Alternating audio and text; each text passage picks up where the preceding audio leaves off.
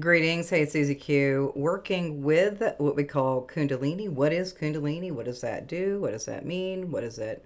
What do I know about it? Or and then also, what are ascension ways of looking at life? Like, what else do I need to know about the ascension? Or am I shifting? What's shifting with me? What's happening with my frequencies?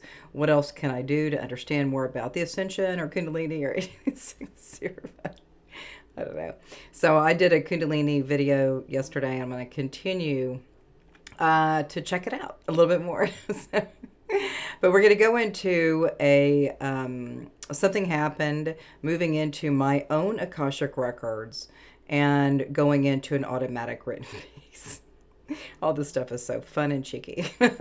So, I love sharing at this level with these different phrases, thoughts, impressions. It's super fun and juicy. So we're going to start with the automatic writing piece right now. Time meanders as the river. Within this flow of energy, time is fluid as changes swirl about. In a moment of awareness, another moment suggests a whole new way of being. As three leaves gather as one in the river, notice the moment when the three become one. What does this mean? As we hold on to our impressions of life, might you reconcile the parts of you that hold more prior to impressions?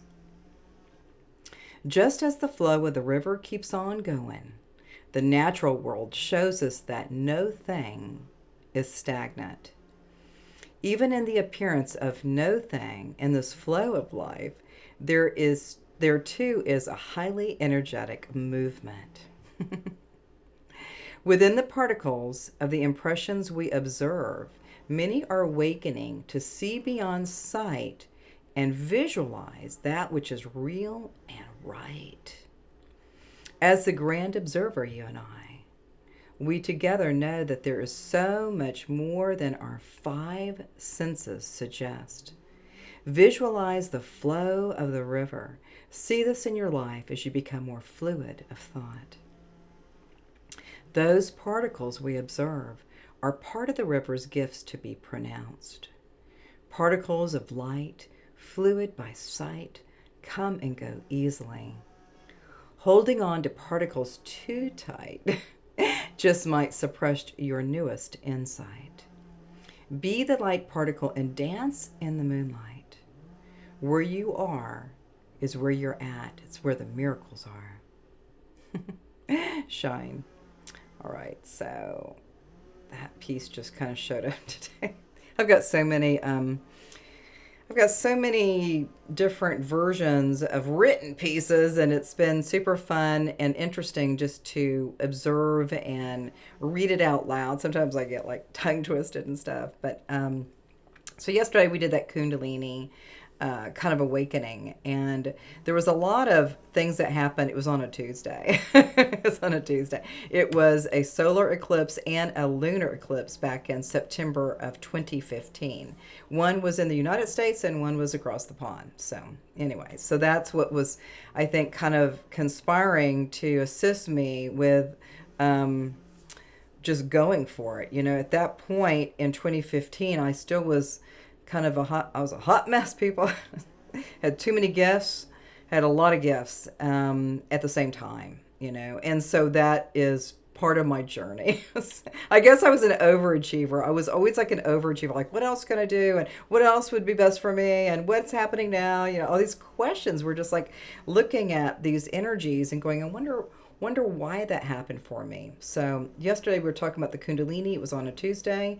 And before Tuesday, we had a Monday. We had a Monday, fun day, Monday, okay? So on the Monday before that Kundalini awakening through the work of Eric Pearl, through the Reconnection piece, was pretty spectacular. But on a Monday,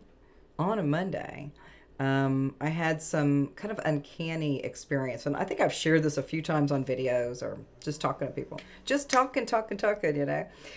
But what happened was I was in Houston. I was going downtown to get some records. I can't remember what the records were for or who. You know, I was a broker, or maybe there was some real estate stuff going on. I don't know. I can't remember. But I went in and I got the details, and then I went back to my car. And it was kind of around the noon hour, which was kind of not the best time to go because there's a lot of activity going. People like going to restaurants or maybe going different places. But I've noticed when I first got when I parked, and then I realized that I didn't have clear vision to see if there were cars going to be, if there were going to be cars that would be, not helping me, right? So all of a sudden I just realized that I couldn't back out because I couldn't see. There were so many cars. And then this is so uncanny. It's just crazy. So that was a Tuesday is when we did some of the work of Eric Pearl through the Reconnection, and then on Monday. So we're still talking about Monday right now. So I was at the courthouse, and then and I was back on my phone. I was always like on the phone doing, real estate stuff. And then I realized that I couldn't back out because there was too much traffic. And then all of a sudden, which was so uncanny and so miraculous, that there was this man that looked like a homeless guy, and this is so crazy, but this is what happened is that telepathically, because he was from a distance, and he just said, I think he put his hands like this, just stop. And then I still wasn't even registering what was happening with that man that was helping me. He looked like a homeless guy, right? And so I went back on the phone. I was still doing, business stuff, still freaking out that I can't back out, because I'll be going into the traffic. And then all of a sudden, so all of a sudden I guess I just had the awareness that he was just there in the street, and then he just did this, like, let's just go. Yeah, just go. And it was the most trippy thing ever. And then sure enough, when I trusted him. I don't know who he was or what he was.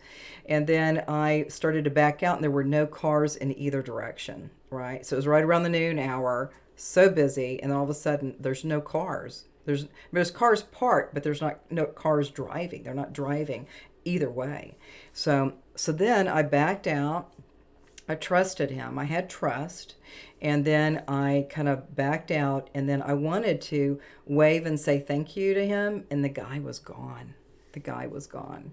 So these times that we have are showing us that there's a lot more to the story. There's lots more to the story. Now, I write a lot of the stories. I write a lot of the uncanny and, metaphysical or spiritual things, but that just kind of shocked me. It was kind of shocking that I kind of was stuck like Chuck, because there were so many cars, and then all of a sudden this homeless man telepathically, he was talking to me, and I could hear what he was saying. He just said, just hold on. It was like, hold on. And then eventually I still was back on the phone, just doing Susie stuff, right? Doing Susie stuff.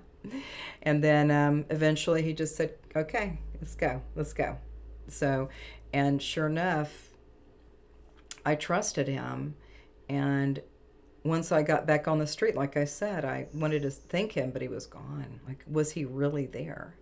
Who was that? So we have these experiences through that Kundalini awakening. So a lot of things are very powerful when you're in these states of consciousness where maybe I didn't ask for that. I clearly didn't ask for all the gifts back in 2015. But looking back, when we look at the timeline, is that, I kind of kept thinking about what happened in September that was so big and juicy, and on a Monday it was this homeless man that helped me, and then I never saw him again. He just telepathically was connecting with me. And then on the Tuesday I got the reconnection, and then I had 8 different beings that were there. So I want to talk a little bit about the Tuesday. Because we talked about, I was on a massage table. It was the work of Reconnection of Eric Pearl. I didn't even know this. My friend that I had come over, I didn't even know what she did. I didn't care what she did. I just knew that there was some energy around that. And I remember at the very end of that session with the work of Eric Pearl, the Reconnection, I just said, hey, so afterwards, I said, well, do you bring other energies or other levels of consciousness in the room? She said, I don't. I said, well, there were 8 beings that were there, and I'm like, well, so this was my stuff, and she said, I don't know, I just don't know. She said, I don't know, and no, I don't bring anything else with me. We just go through the process, and with the reconnection, it's like, and so again, there was another being. Of course, they did not have hands, or they didn't have arms. It's like crazy, but something was totally cradling my my skull, so the whole time it was all there. And then I asked her, I said, were you holding the back of my head? And she said no. I said, well, somebody was holding my head. And I said, well, where were you? She said, I was about 10 or 15 feet away from you. So it's not hands-on anything with that work of reconnection. So all of these things are showing up so amazingly. And the more that we kind of lean into, like, it's okay, it's safe to have a different experience, and maybe you'll start learning a little bit more about your consciousness or your soul's expression. All these things are so powerful and wonderful. So here I am. I've already been chatting, and there's more to say. But I think for now we're going to do another Kundalini video here, maybe tomorrow. But I'm so happy to share this material, share some of the gifts that I had, and also some of the fear that I had at the very beginning. It was very tricky. It's not tricky. It's not tricky anymore. So we'll see you soon, and namaste.